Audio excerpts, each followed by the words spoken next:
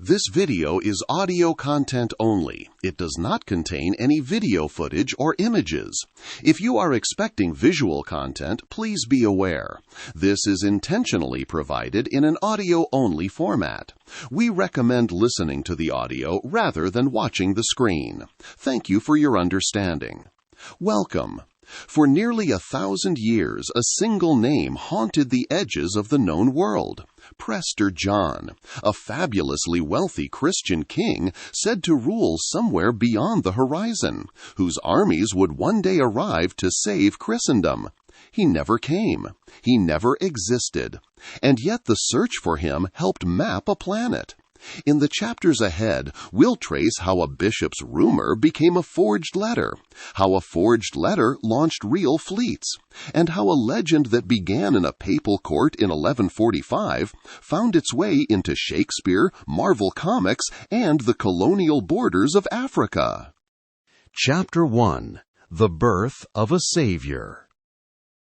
In the autumn of 1145, a Syrian bishop named Hugh of Jabala arrived at the papal court in the Italian city of Viterbo carrying two messages. The first was devastating. The Christian stronghold of Edessa, the northernmost of the Crusader states carved out of the Middle East during the First Crusade, had fallen to the Muslim commander Genghis just the year before. It was the first major crack in the edifice that generations of European knights had bled to build, and Hugh had been dispatched from the court of Prince Raymond of Antioch specifically to deliver this terrible news and beg for help. The second message, however, was something else entirely. It was not a report of disaster, but the whisper of a miracle. Somewhere far to the east, beyond Persia and Armenia, a king had arisen. He was a Christian. He was fabulously wealthy, and he had already destroyed a Muslim army. The German bishop and chronicler Otto of Freising was present at that meeting, attending in the Pope's presence when Hugh addressed the gathering, and he wrote down what Hugh said. According to Otto's account, this Eastern monarch was a man named John, a Nestorian Christian, who held the unusual distinction of serving as both priest and king simultaneously. Hugh told those assembled that John had marched his forces against the twin brother kings of Media and Persia, rulers known as the Semiardi, and had engaged them in a tremendous 3-day battle near Ecbatana, the ancient Persian capital. The geography named with such confident specificity that the account read less like rumor than like field intelligence. After this victory, John had apparently turned his armies westward, intending to march to Jerusalem itself and rescue the Holy Land from Muslim control. But he never arrived. The waters of the Tigris River were running too high and too fast for his army to cross, and after marching north for years in the hope that the river would freeze in winter, losing many soldiers to the unfamiliar climate in the meantime, the great king had reluctantly turned home. Otto recorded that this battle had taken place not many years ago, the Latin phrase ante non multos annos, without specifying a year. The vagueness was characteristic of the whole account, specific enough in its named places and peoples to feel like a genuine military report, but resistant to the kind of verification that would require it to match any other record. John was also described as a man of extraordinary holiness. He was said to be a direct descendant of the 3 Magi, the wise men of the Gospels, who had followed a star to Bethlehem. The kingdoms his ancestors had once ruled were now his to govern. His wealth was demonstrated by a single striking detail.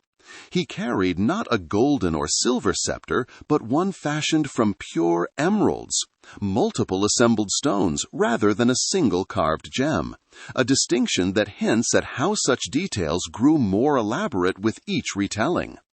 The timing of Hugh's story struck his audience with the force of providence. The fall of Edessa had sent shockwaves through Europe. The Crusader territories in the Holy Land were under genuine threat, and Western Christians were desperately searching for some sign that the tide could be turned.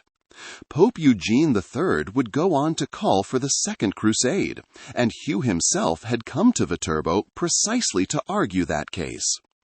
Into this atmosphere of anxiety stepped the figure of a distant Christian king who had already proved he could defeat Muslim armies in the field. Hugh was an experienced ecclesiastical diplomat sent specifically to persuade a pope to launch a crusade, and his deployment of the Prester John rumor bears the marks of a masterclass in motivated intelligence. The story did not merely offer comfort, it demanded action. A great king had already tried to come and failed. The burden of rescue fell on the West, not on the promise of future Eastern deliverance. Otto may have grasped this same logic when he chose to write the story down. If Europe believed an Eastern savior was already on his way, crusaders might sit still and wait. Committing the story to chronicle, with its pointed emphasis on the king who attempted the journey but turned back, was perhaps a way of ensuring that no one mistook it for permission to do nothing. The word Nestorian gave the story a specific and carefully calibrated credibility for its European audience. It was a branch of the faith declared heretical by the Council of Ephesus in 431, largely over disputes about the nature of Christ's humanity and divinity. In the centuries that followed, Nestorian communities had moved steadily eastward, establishing churches across Persia, India, and deep into Central and East Asia. Several Mongol and Turkic peoples had converted, including the Karaite clan, thousands of whose members had joined the Church of the East, with their rulers maintaining Christian names into the 12th century. A Nestorian king was technically a heretic from Rome's perspective, but undeniably Christian in the broadest sense, and therefore a potential ally rather than an enemy. The story Hugh told was exotic enough to be thrilling, but familiar enough to be believable. The legend also drew strength from a much older reservoir of stories about the Christian East. The Apostle Thomas was said to have traveled to India to preach the gospel, establishing churches and converting the population before his martyrdom. The 3rd century Acts of Thomas had given these traditions a vivid texture, presenting India as a land of wonders and supernatural encounter, Thomas himself as a wonder worker who chose death rather than apostasy, and his relics as the chief glory of a city Europeans imagined as a place of tremendous size and sanctity. If Thomas had carried Christianity to the edge of the known world in the 1st century, it was entirely plausible, at least to medieval minds, that a Christian kingdom of great antiquity might have grown there in the intervening millennium. There was something deeper at work as well. The crusading enterprise had been built on the premise that Christian armies fighting in righteousness would receive divine favor. The defeats of the mid-12th century raised uncomfortable questions about why that favor seemed to have been withdrawn. The story of a distant Christian king who had already triumphed over Muslim armies offered a theological answer as much as a military one. God had not abandoned his people. The struggle was not lost. Help existed beyond the eastern horizon, if Christendom would only act. It is worth noting, too, that the word Prester in the name Prester John was no accident of translation. It derived from the Greek presbyteros, meaning elder, the same root that gives English the word priest. To call this king a Prester was to emphasize that he was not merely a temporal ruler, but a spiritual leader, a man in whom royal and priestly authority were united in a single person. This was deeply significant in medieval Christian thought, where the proper relationship between kings and clergy was a subject of constant and often violent dispute. Prester John, as Hugh described him, had resolved that dispute entirely by being both at once. Chapter 2. The Letter That Fooled the World. For roughly 20 years after Bishop Hugh's dramatic audience at Viterbo, the legend of Prester John drifted through European consciousness like smoke, present, pungent, but ultimately shapeless. There were no further reports from the East, no armies materializing on the horizon, no messengers arriving with news of a great Christian king marching to the rescue. And then, around 1165, something arrived that changed everything. Not a king, not an army, not even a rumor. A letter. The chronicler Alberic de Troyfontaines, writing in the years that followed, was the first to record the letter's appearance in the European record, fixing its arrival at that year and establishing the earliest evidentiary anchor for a document that would go on to outlast every institution his century produced. The letter announced itself without humility. It opened with a declaration that any European monarch might have envied. John, by the grace of God, the illustrious and magnificent King of the Indies, and a faithful Christian. The recipient was officially the Byzantine Emperor Manuel I Comnenus, though copies quickly spread to other rulers across the continent, including the Holy Roman Emperor Frederick Barbarossa. The sender, this John, wasted little time on pleasantries. He had heard, he wrote, that the emperor held him in great esteem, and so he was now graciously condescending to communicate. The tone was extraordinary in itself. The letter did not address Manuel as emperor, but as governor of the Romans, a calculated demotion that effectively implied Prester John considered himself the superior party in any correspondence between Christian rulers. What followed was one of the most astonishing documents the medieval world had ever seen.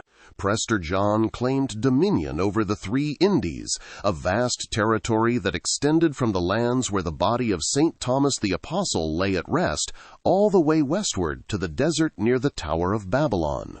Within this empire, 72 kings paid him tribute. Each of those kings governed a province of his own, and all of them answered ultimately to John.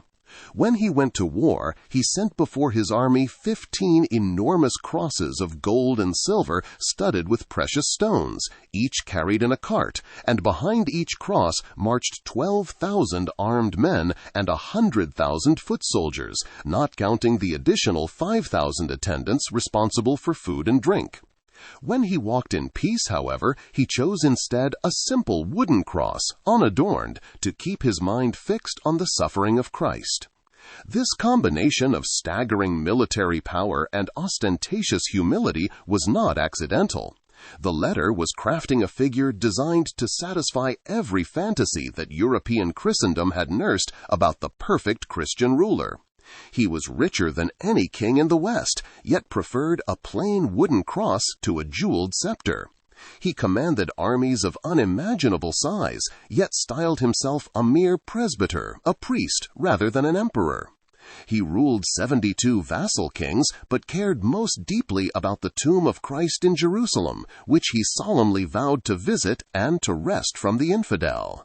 The kingdom he described stretched well beyond any geography that could be pinned to a map, and that was partly the point. In the lands of Prester John, there was an herb called asidios, whose root, if carried on a person's body, would drive away evil spirits and compel them to reveal their names.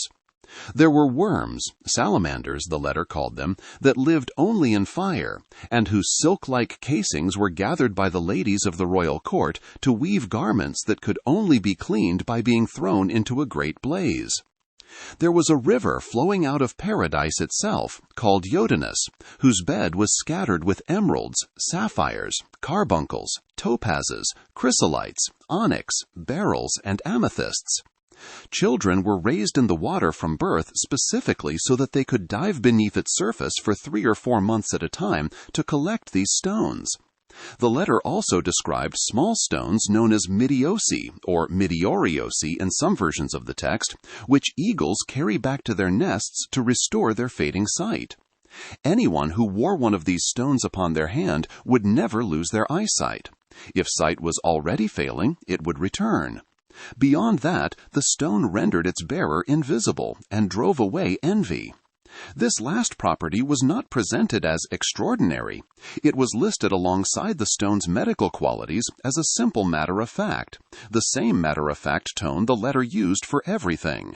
Deeper into the kingdom lay a sea entirely without water, a churning desert of sand that moved and swelled in waves exactly like the ocean, heaving and foaming, yet never coming to rest. No ship could cross it, no traveler could navigate it. Nearby, a river of stones flowed 3 days a week, carrying boulders and tree trunks in its current all the way to that sandy sea, where both stones and wood promptly vanished without a trace. For the remaining 4 days, the stony riverbed could be crossed on foot, and those who did so found treasure beneath their feet, since the riverbed was made entirely of precious gems. In the forests of the kingdom grew pepper. The letter explained precisely how it was gathered. Men from neighboring kingdoms would bring chaff and dry branches, set the pepper forests alight, and drive out or destroy the serpents that infested the wood. Only after the fires had cleared the ground was it safe to enter and collect the harvest. No stranger was permitted to know how the pepper was afterward boiled. This was a detail so specific, so strangely practical in the middle of all the marvels, that it carried its own peculiar authority, the voice of a document that knew exactly how to be believed. There was also a spring located 3 days' journey from the Garden of Paradise from which Adam had been expelled. The water of this spring changed its taste every single hour of the day and night, cycling through flavors no one could name. Anyone who fasted and then drank from it would suffer no illness from that day forward and would remain perpetually 32 years old for as long as they lived, regardless of how many years actually passed. This is among the earliest recorded appearances of what would later be called the Fountain of Youth, but the specific age carries a theological weight a modern reader might miss. 32 was the traditional age of Christ at the crucifixion. To remain 32 forever was not merely to be frozen in youth. It was to dwell eternally at the moment of redemption, at the precise point where human suffering and divine salvation had converged. The spring was not a medical marvel, it was a theological one. In later elaborated versions of the letter, most notably Mandeville's celebrated 14th century retelling, the palace where John himself resided grew into a structure that made the grandest European castle look like a stable.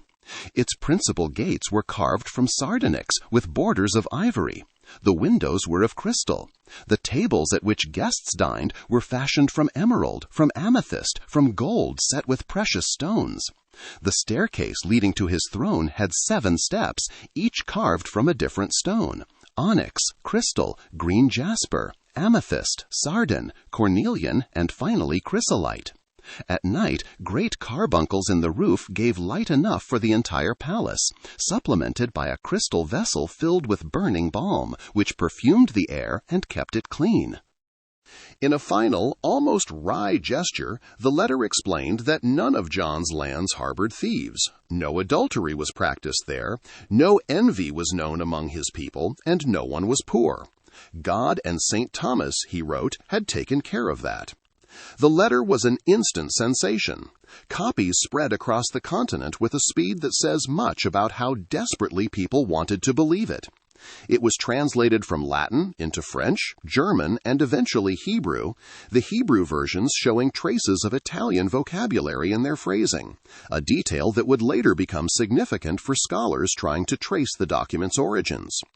Within decades, there were dozens of distinct versions circulating, each scribe adding new embellishments to suit the tastes and anxieties of his particular moment. Amazons appeared in some copies. The Brahmani, a legendary Indian philosophical people, appeared in others. The 10 lost tribes of Israel showed up as tributaries of John, who imagined themselves kings but were in fact his servants. The document's credibility among the highest authorities in Europe was not simply a matter of popular credulity. In 1177, Pope Alexander III took the extraordinary step of composing a formal reply. His letter, which survives in the papal registers, addressed John as an illustrious and magnificent king and a beloved son of Christ, and asked humbly for his friendship. The Pope entrusted this letter to his personal physician, a man named Philip, and sent him east to find and deliver it. Philip set off on his mission and promptly disappeared from history. No record exists of where he went, what he found, or what became of him. No reply from Prester John ever reached Rome. What modern scholars have established beyond reasonable doubt is that the original letter was a forgery, almost certainly produced by a Westerner rather than any Eastern king. The anti-Byzantine tone of the opening, with its pointed refusal to honor Manuel with his proper imperial title, strongly suggests a Latin Christian author with a political point to make rather than an Asian monarch corresponding diplomatically. The document draws directly on two well-known earlier texts, the Alexander Romance, a celebrated collection of fantastical accounts of Alexander the Great's campaigns, and the Acts of Thomas.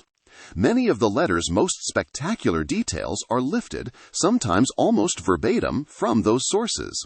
The salamanders in fire, the rivers of gems, the dog-headed men the sources call cynocephali, the one-eyed cyclopes, the giants 40 cubits tall, the half-horse centaurs roaming the kingdom's margins, all had literary ancestors that a learned Western cleric would have recognized immediately. The purpose of the forgery has been debated ever since scholars first recognized it for what it was. Some have suggested it was designed to shame the Byzantine emperor by presenting a model of true Christian humility in contrast to Byzantine grandeur. Others have proposed it was crusading propaganda intended to boost morale by suggesting that a mighty Eastern Christian had already defeated Muslim armies and would soon join the fight. Still others have read it as a satire of European royal pretensions, holding up an imaginary perfect king to mock the imperfect ones actually sitting on thrones. The letter's genius, however, may have been precisely its ambiguity of purpose, a document so flexibly designed that every reader could find in it whatever they most urgently needed, and none of them was entirely wrong to do so. A fiction that serves every agenda simultaneously is not merely useful, it is nearly indestructible. What cannot be debated is the scale of its impact. More than 250 manuscript copies in Latin and various vernacular languages are known to exist today, making the letter of Prester John one of the most widely copied texts of the entire medieval period. When the printing press arrived in Europe in the 15th century, the letter was among the early texts printed for popular audiences, ensuring that its stories of emerald palaces and stone rivers and ageless springs reached readers who had never before held a manuscript in their hands. The legend had outgrown the cloister and the royal court. It belonged now to everyone. And with that expansion came a new and urgent question. If this kingdom was real, where exactly was it, and how could a Christian army get there? Chapter 3. Historical Shadows. The Kings Who Became a Legend. Around the year 1122, a man presenting himself as the Patriarch John of India arrived in Rome and sought an audience with Pope Calixtus II. He represented, he said, the St. Thomas Christians of India, the ancient community that traced its origins to the Apostle Thomas's mission to the subcontinent centuries earlier. What he told the Pope survives only in fragments, but those fragments are remarkable. He described his capital city, which he called Ulna, as a metropolis of extraordinary and almost incredible dimensions. He spoke of the river Fison, one of the rivers of paradise, watering his land. He described the miraculous preserved body of St. Thomas the Apostle lying in state at Ulna, the chief glory of his see, and made clear that he held temporal as well as spiritual authority over this Indian kingdom. Pope Calixtus was apparently so overwhelmed by the Patriarch's tales that he is said to have asked the man to stop, and only allowed him to continue when he swore on the Gospels that everything he said was true. This visit matters because it may have provided the very name the legend would later attach itself to. A man named John, a patriarch, and apparently a king, ruling a distant Christian land in the east. The ingredients were already assembled 20 years before Bishop Hugh arrived at Viterbo with his account of a warrior priest-king. The visit established a template in European minds, a John from a church in the Indies, combining religious and temporal power, waiting to be filled when news of military events arrived from far to the east. Those events were the Battle of Khatwan in 1141. The previous chapter touched on this briefly, but the historical reality deserves fuller examination, because it is considerably more complex than the story that eventually reached Europe.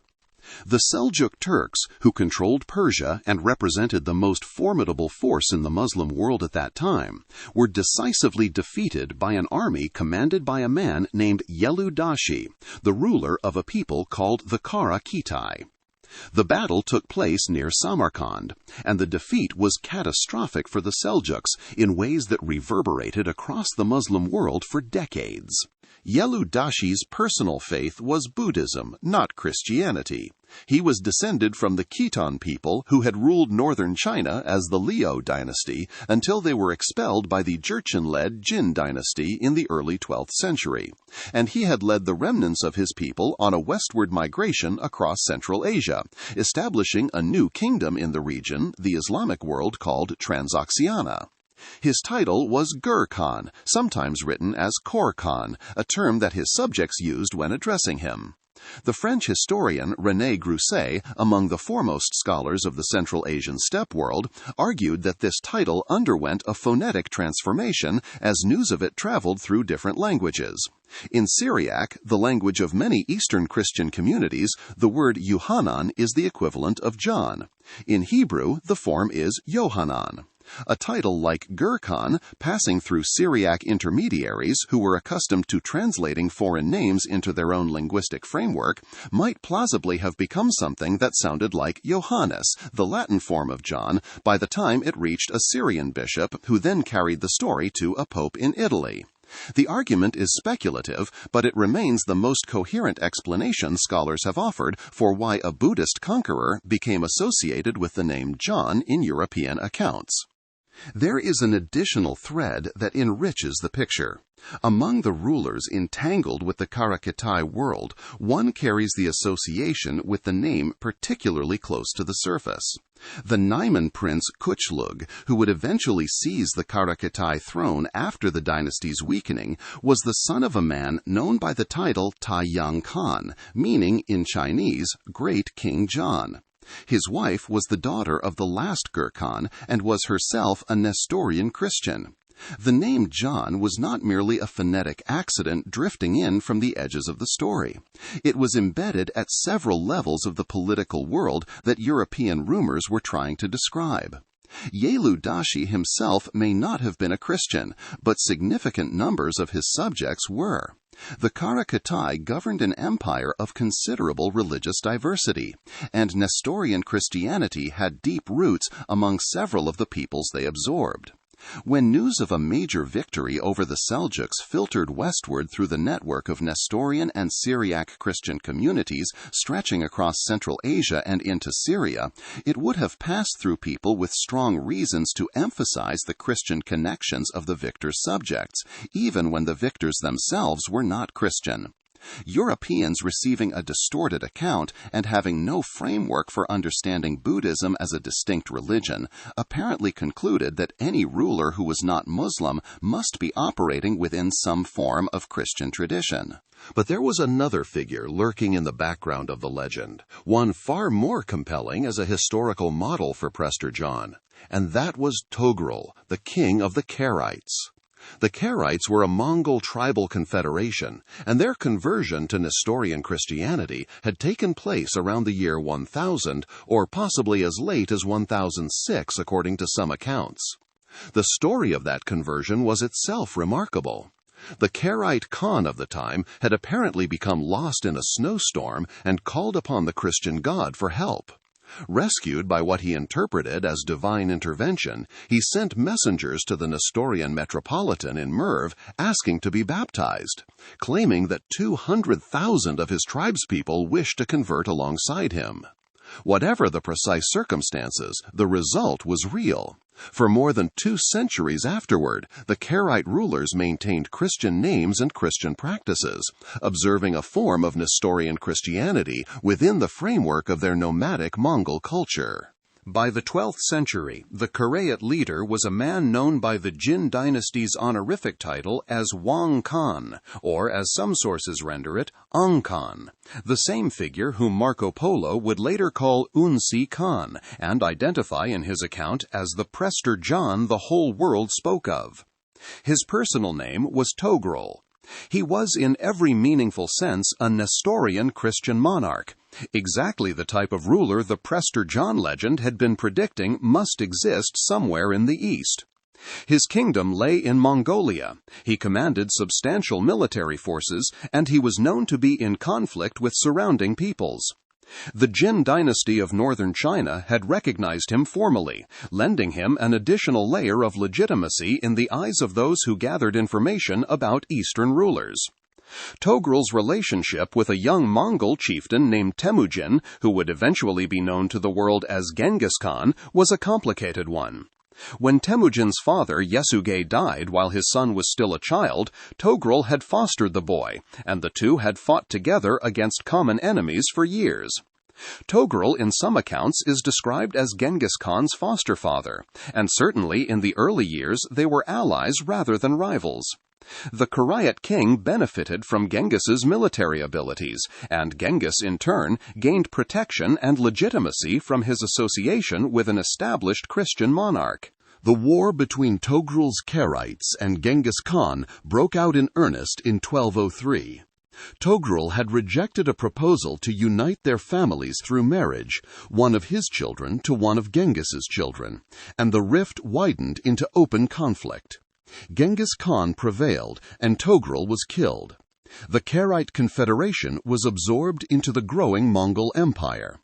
The European travelers who would later make their way to the Mongol court, Marco Polo, William of Rubruck, Jean de Joinville, each offered their own interpretations of what had passed between the two rulers, and those accounts would shape how the legend evolved through the 13th and 14th centuries.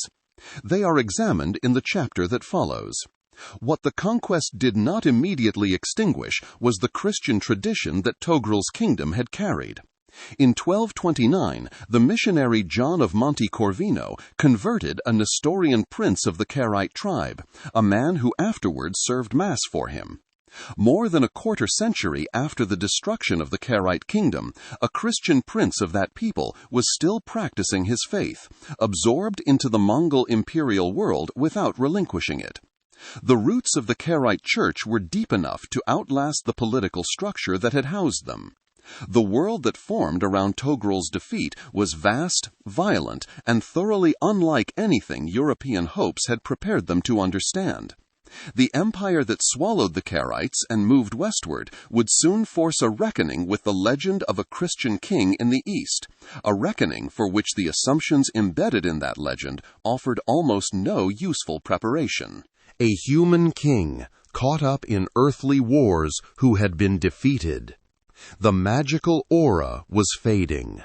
The fabulous kingdom was being replaced by a historical context, and historical contexts have a way of revealing uncomfortable truths. Chapter 5. The legend follows the blank spaces. By the middle of the 14th century, the kingdom of Prester John was homeless. The Asia that medieval travelers had documented left no room for emerald palaces or armies of righteous Christians, and the blank spaces that had once provided a convenient address for the legendary monarch had been overwritten with the names of real places containing no trace of him. What happened next was not the death of the legend, but its relocation. And to understand why Africa became its new home, it is necessary to understand a peculiarity of medieval European geography that was about to become decisive. For centuries, educated Europeans had been working with an understanding of the world that divided the eastern regions into something they loosely called the three Indias. The term India in the medieval sense was not a fixed geographical designation. It was an imaginative category, capacious enough to absorb almost any distant land beyond the immediate borders of the known Islamic world. Writers and geographers used it to indicate parts of South Asia, parts of Central Asia, and, crucially, parts of Africa. Ethiopia, the ancient highland empire on the Horn of Africa, was sometimes classified as one of the three Indias, not because medieval cartographers had failed to notice that it was in Africa, but because their conceptual framework for organizing the distant world placed it within the same general cluster of exotic, semi-known territories. This classification had deeper roots than mere terminological carelessness.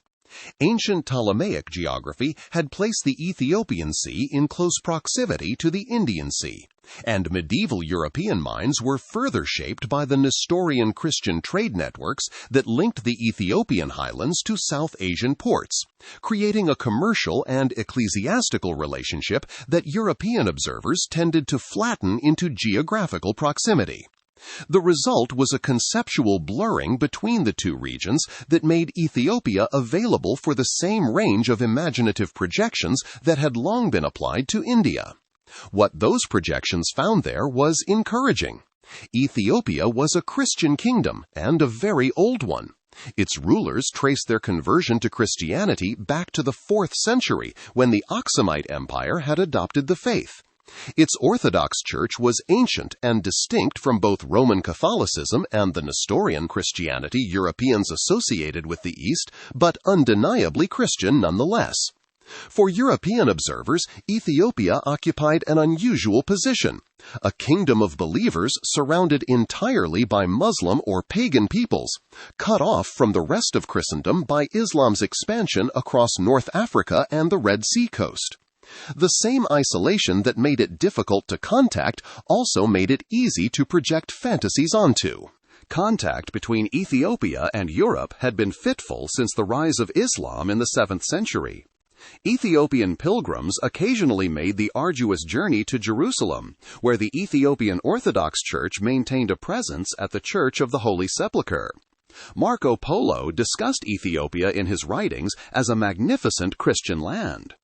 Orthodox Christians circulated a legend that Ethiopia would one day rise up and invade Arabia. These references kept Ethiopia present in the European imagination without making it well understood. The decisive moment came in 1306 when 30 Ethiopian ambassadors arrived in Europe bearing the authority of their emperor, Wedem Arad. Their arrival in the courts of the West was a sensation. A European writer who recorded their visit made an association that would prove enormously consequential. Prester John was identified as the patriarch of the Ethiopian Church. The connection was tentative, almost offhand, but it planted a seed. Here were real Africans from a real Christian kingdom arriving in person. The legend that had been searching for a home for half a century looked at them and found one. Around 1329, a Dominican missionary named Jordanus, who had traveled extensively in what he called the Third India, composed a work titled Mirabilia Descripta, a catalogue of the marvels of distant lands. In discussing this Third India, which he located in Africa, he described a king there whom Europeans call Prester John. The phrasing itself is instructive. Jordanus did not claim that this African king was the authentic Prester John, or that the king himself used the title. He acknowledged that it was Europeans who applied the label.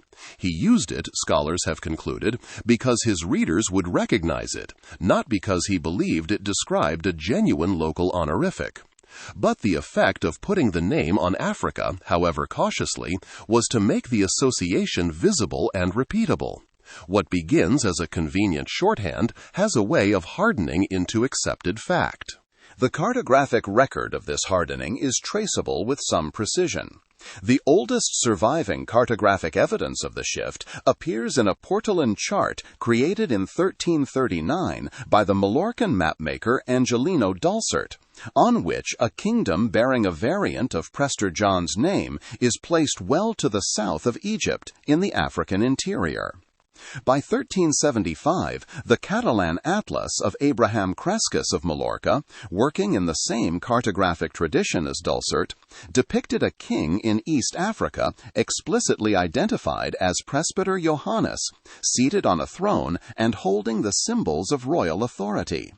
Around 1400, the identification had acquired diplomatic weight alongside its cartographic authority.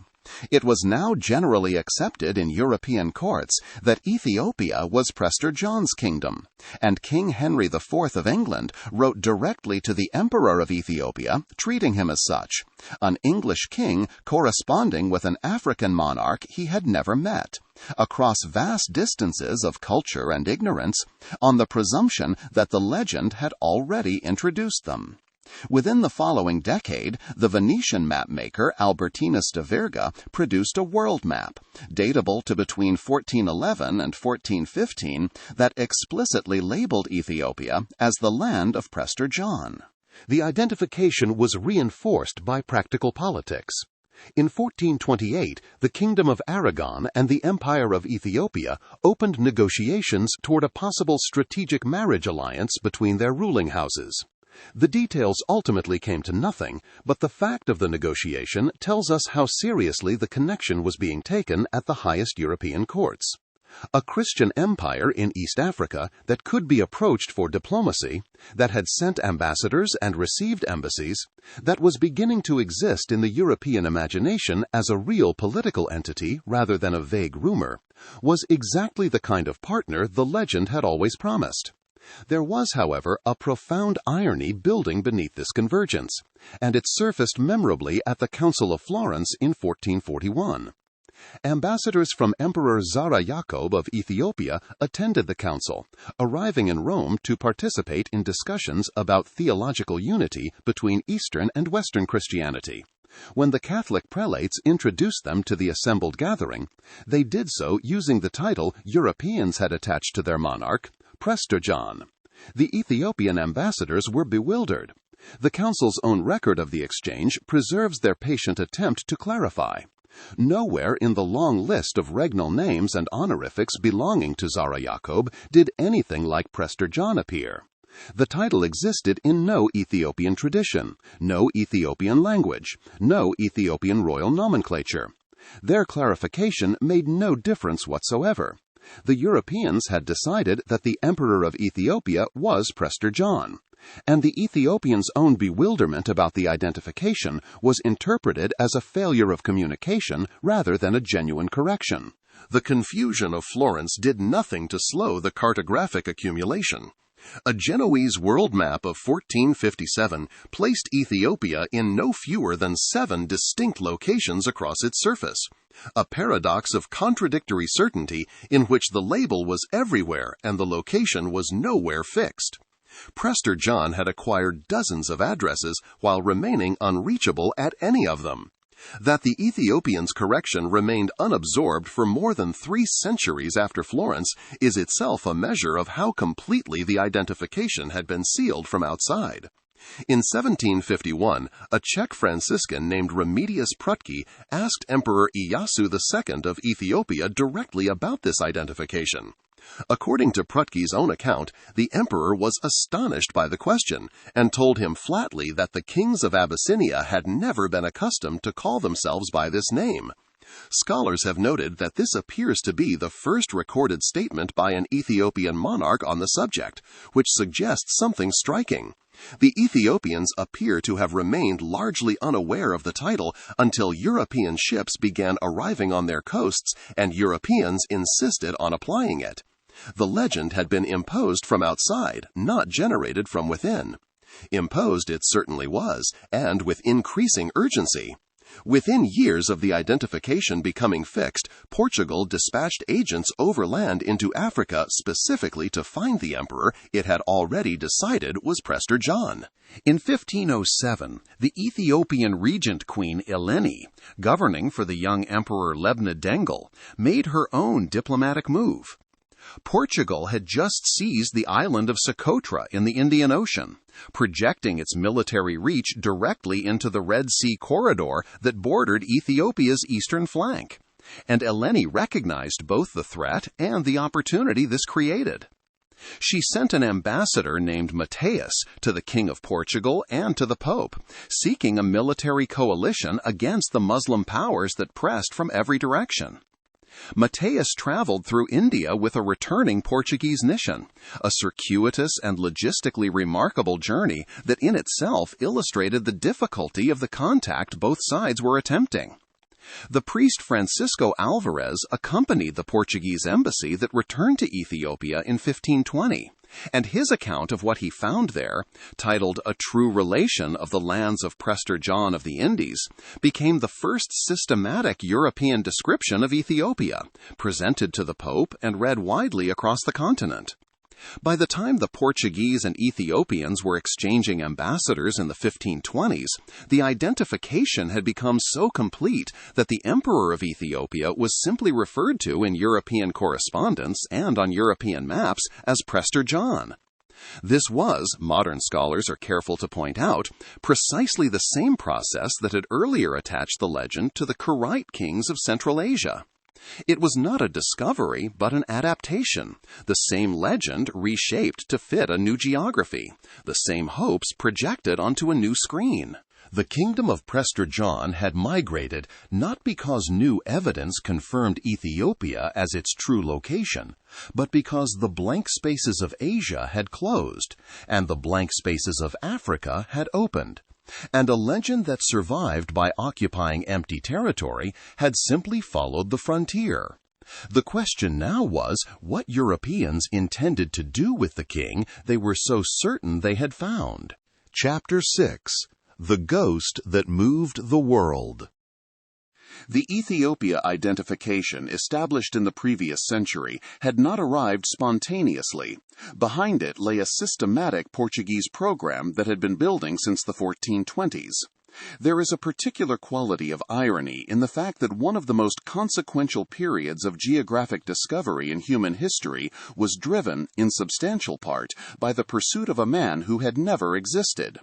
The age of exploration, with its fleets of Portuguese caravels inching down the coast of Africa and its daring circumnavigations, was propelled by a mixture of commercial ambition, religious zeal, and navigational curiosity.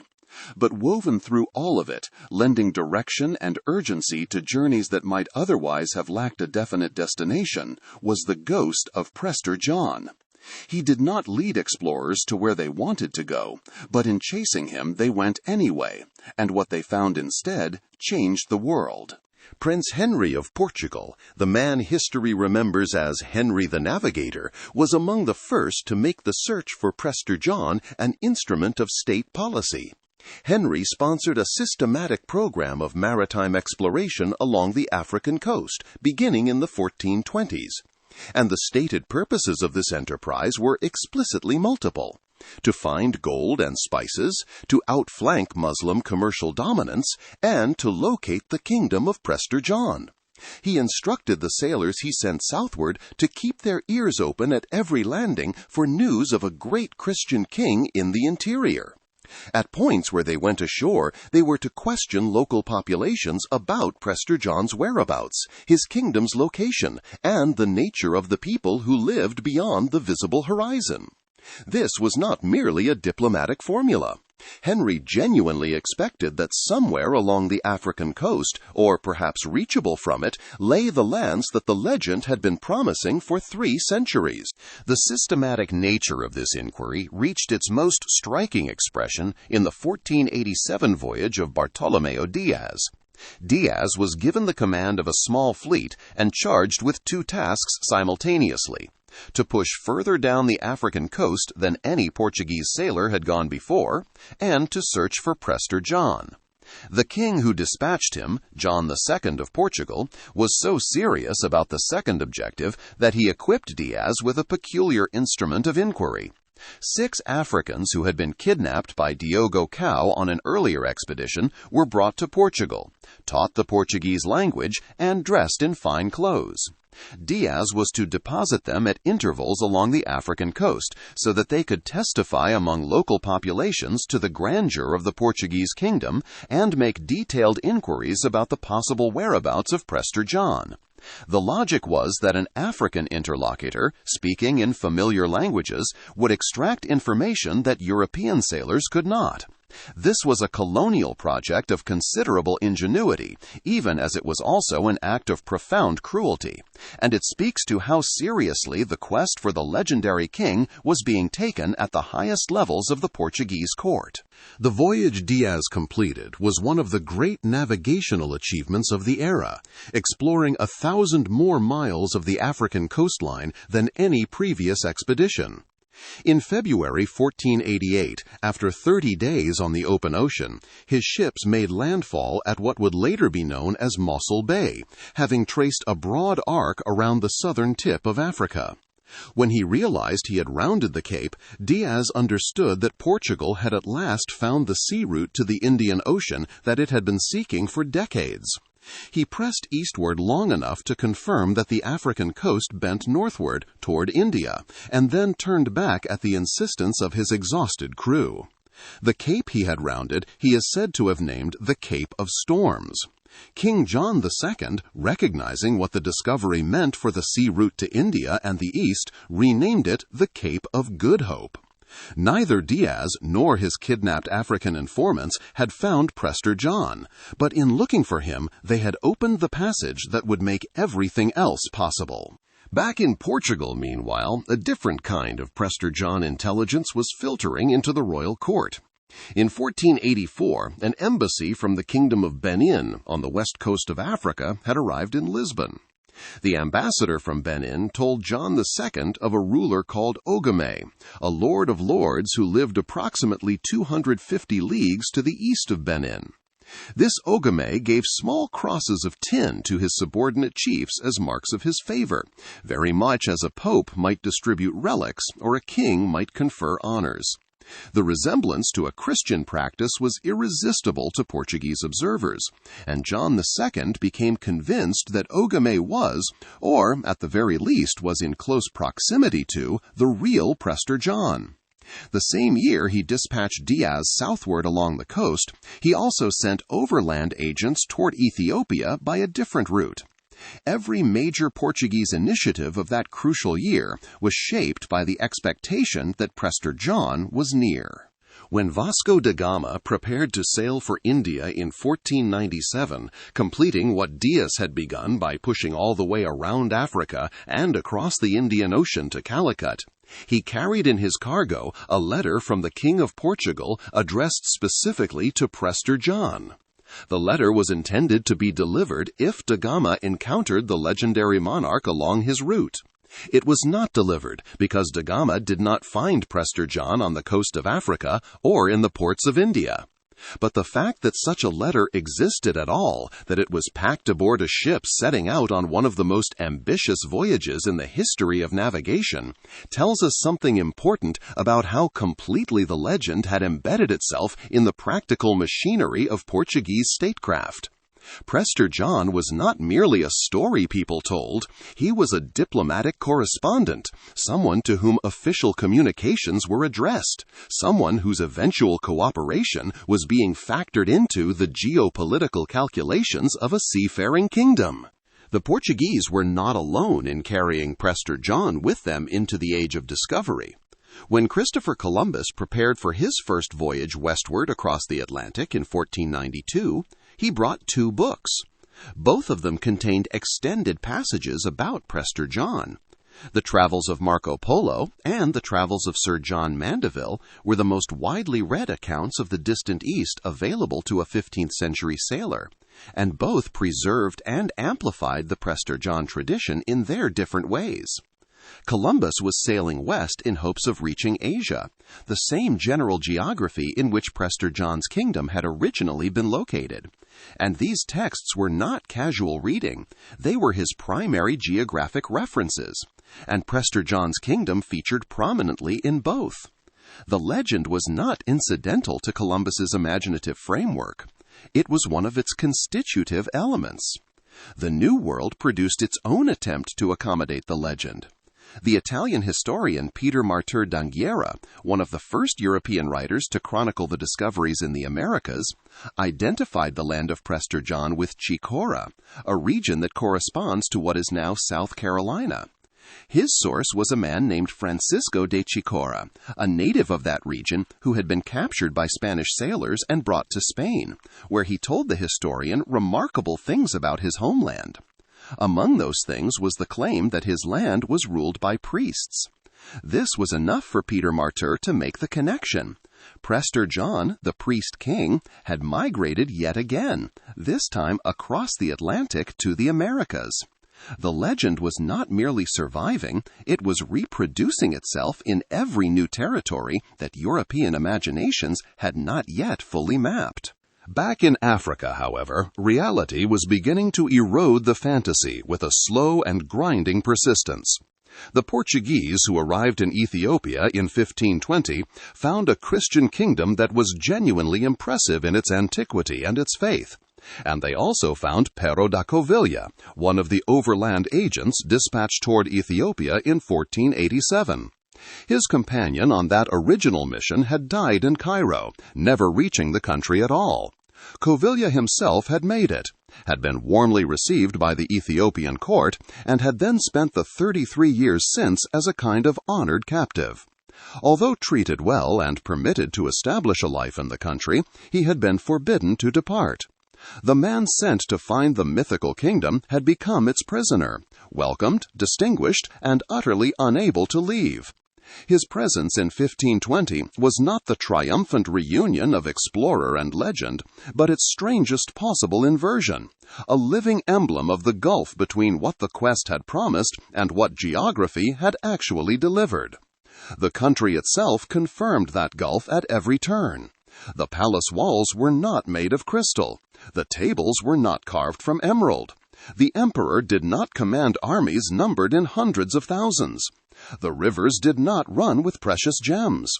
European observers wrote with genuine respect for what they found, but they also wrote with precision, and precision is the enemy of legend. The more Europeans learned about Ethiopia, the less it resembled the dream, and knowledge of that gap was now circulating in print, reaching audiences that the old manuscripts had never reached. The Jesuit missions to Ethiopia in the 16th and 17th centuries pushed the disillusionment further. Portuguese priests arrived in Ethiopia not merely to find Prester John, but to convert his subjects to Roman Catholicism, a project that proved catastrophically ill-judged. The Ethiopian Orthodox Church had deep roots, ancient practices, and a fierce attachment to its own traditions. The Jesuit attempt to replace it with Roman Catholicism provoked a civil war, and in its aftermath, Emperor Fasilides banned foreign missionaries entirely after 1636. The kingdom that Europeans had spent 2 centuries imagining as a natural ally had driven them out. It had done so as a fully sovereign state defending its own religious identity, not as the grateful Christian exclave of legend waiting to be found and embraced. By 1684, German scholarship had formally demonstrated what explorers had been discovering for decades. The connection between Ethiopia's emperors and Prester John was European invention, not Ethiopian reality. What remained was everything those searches had accidentally accomplished on the way. The coastline of an entire continent had been mapped. A sea route between Europe and Asia had been opened. The Americas had been reached, and for better and for worse, transformed. 5 centuries of searching for a ghost had produced as their practical residue a changed world. Not the alliance that European courts had been writing letters toward, but something stranger and more consequential, the cartographic outline of the planet itself. Chapter 7. The Ghost's Second Life. No more envoys would be dispatched. No more caravels would round the Cape carrying royal letters addressed to a ghost. But the ghost itself refused to leave. It simply changed address, moving out of the geography of exploration and into the geography of maps, literature, and imagination, where it has continued to exert its influence ever since. The legend's hold on cartography did not end with the medieval portolans. In the age of printed atlases, its effects proved more durable and more consequential than anyone at the time recognized. Abraham Ortelius, the Flemish cartographer whose Theatrum Orbis Terrarum of 1570 is widely recognized as the first modern atlas in the sense of a systematic, uniformly sized collection of world maps, produced one of the most influential cartographic representations of Prester John's kingdom. His map of Africa included a large territory in the east explicitly labeled as the lands of Prester John, or the Emperor of Abyssinia, colored in yellow and surrounded by speculative geographical features. The Theatrum went through numerous editions, printed and reprinted across decades, distributed across the continent and beyond.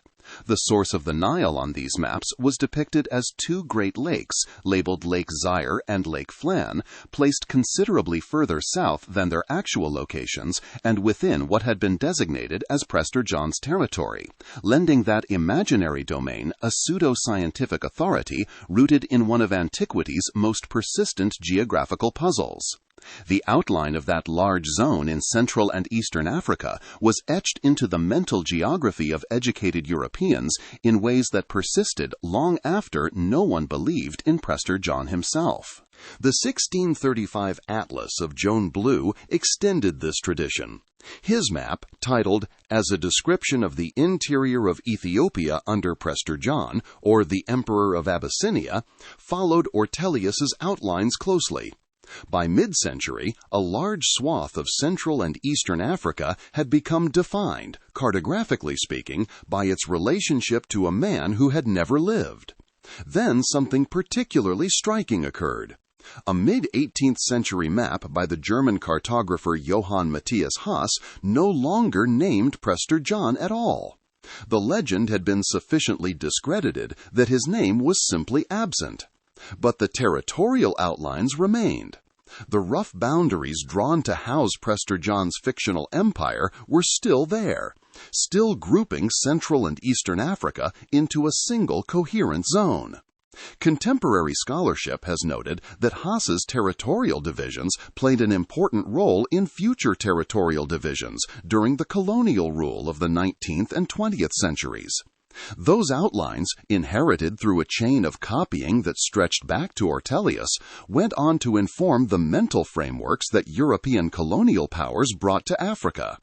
The drawing of territorial lines across the continent, conducted by men whose inherited cartographic traditions had been shaped in part by a region drawn for a king who never existed, left consequences for the peoples who actually lived there that echoed across the following century and a half. This is not an argument that Prester John caused colonialism. It is an observation that myths shape geography. Geography shapes expectation, and expectation shapes action in ways that outlast the myths themselves by generations. Ortelius also gave Prester John a heraldic identity. His speculative map of John's empire in Africa features a distinctive coat of arms. A lion rampant facing to the sinister, holding in its paws a cross of considerable height, rendered in a form reminiscent of the Tau cross used in certain Eastern Christian traditions. This heraldic image circulated alongside the cartographic image, reinforcing the idea that Prester John possessed a dynasty, a lineage, a legitimate royal identity comparable to any European monarch.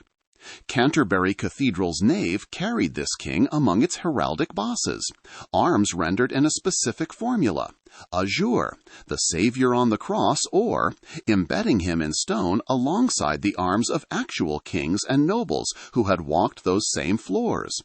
Sebastian Munster's Cosmographia similarly included Prester John's coat of arms in its Italian edition of 1575.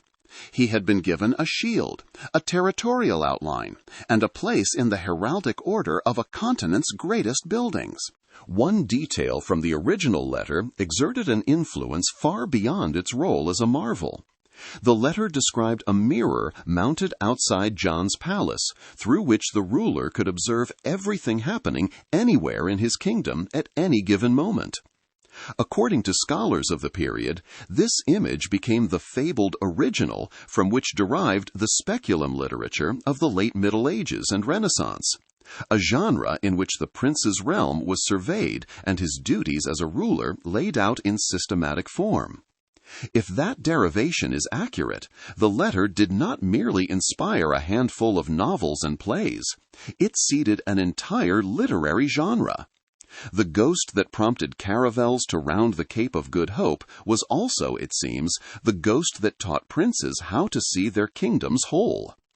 The literary career of Prester John is equally remarkable in its range and consistency of purpose. Every version of the legend across every genre is doing essentially the same thing, reaching toward something that cannot quite be found, a figure who embodies the conviction that somewhere, beyond whatever horizon is currently visible, there exists a power and a righteousness that could redeem everything the present moment has failed to achieve. Wolfram von Eschenbach, writing in Germany in the early 13th century, made the most audacious early literary move by connecting Prester John directly to the Holy Grail. In his epic poem Parsifal, the Prester is identified as the son of the Grail Maiden and the Saracen knight Pheiraphes, the half-brother of Parsifal himself.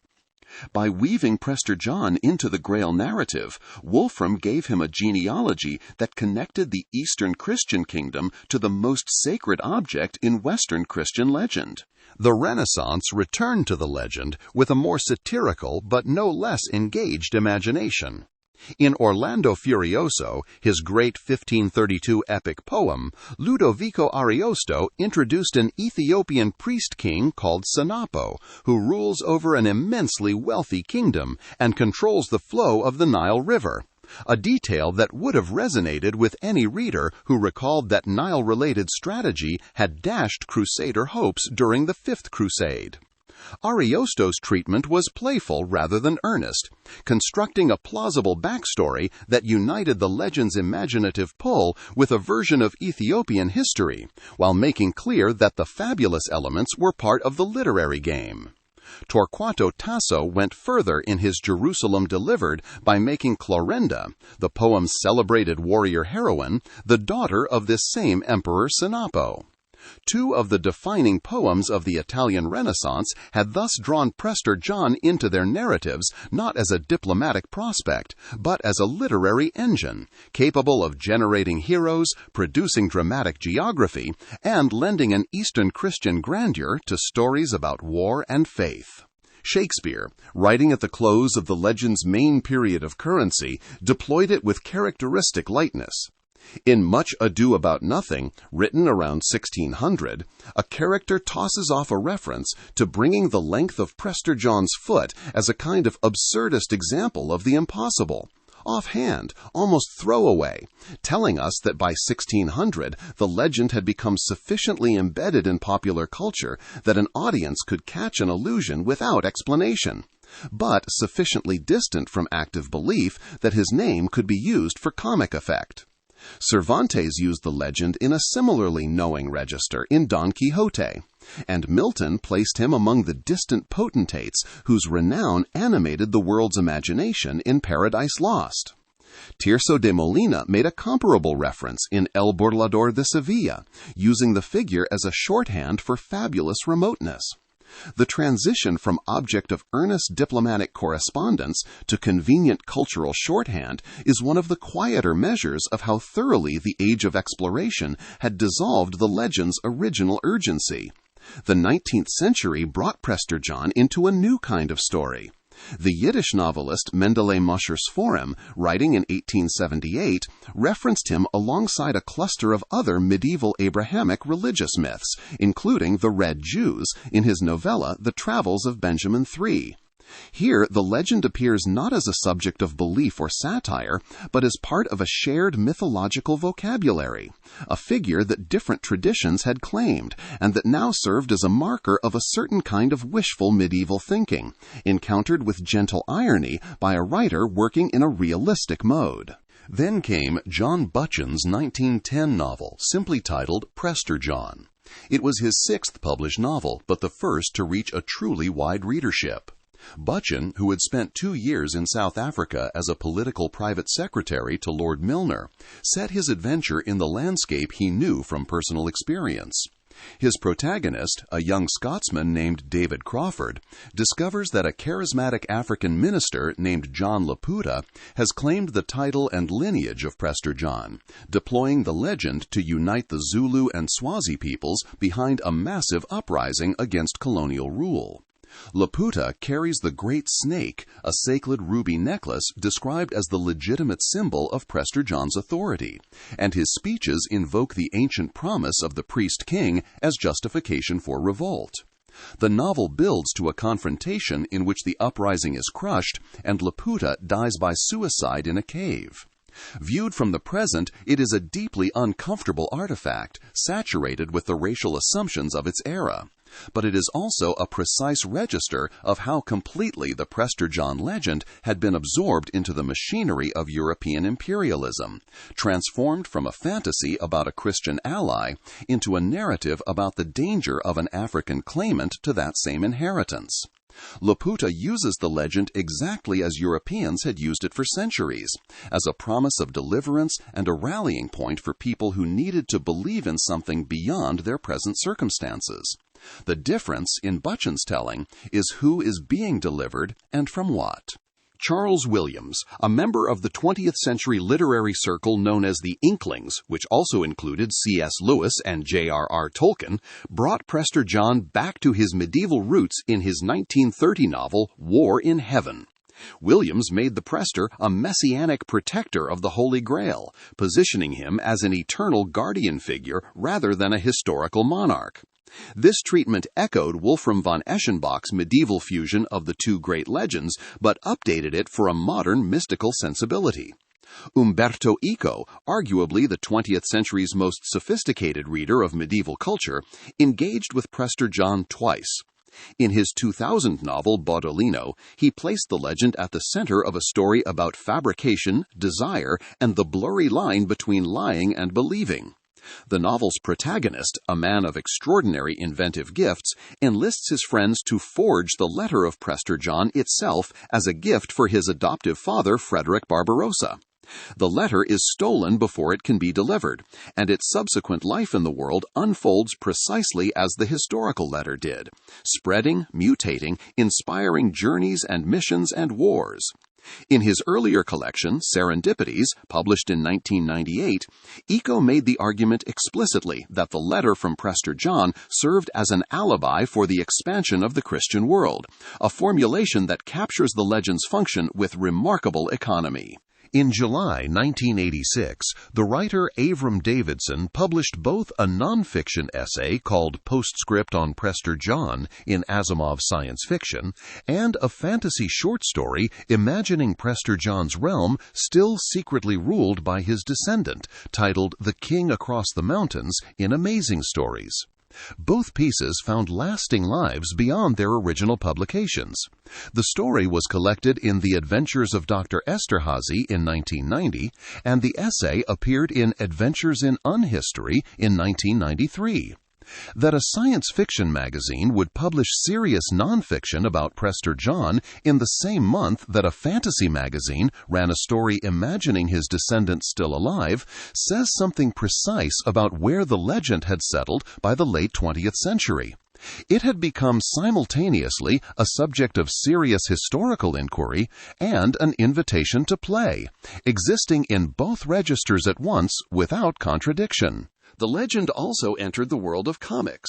Marvel Comics introduced its own version of Prester John in Fantastic Four issue 54, published in September 1966, created by Stan Lee and Jack Kirby.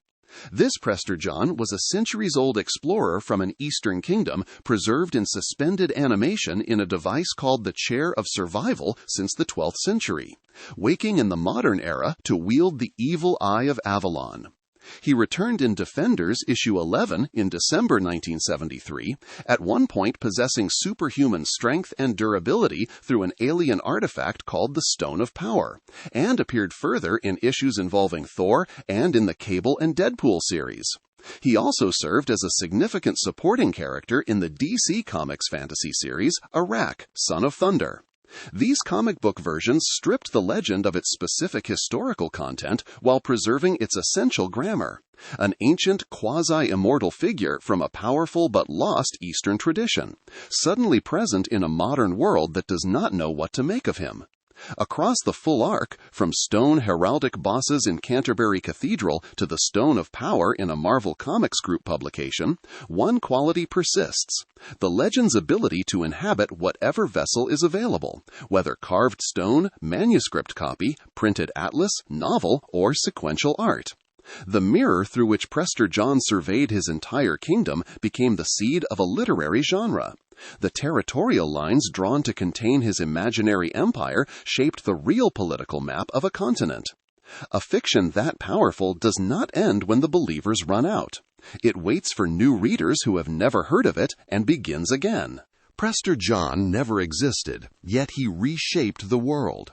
A Syrian bishop's diplomatic rumor became a forged letter, that became a papal correspondence, that became a navigational mission that mapped an entire continent.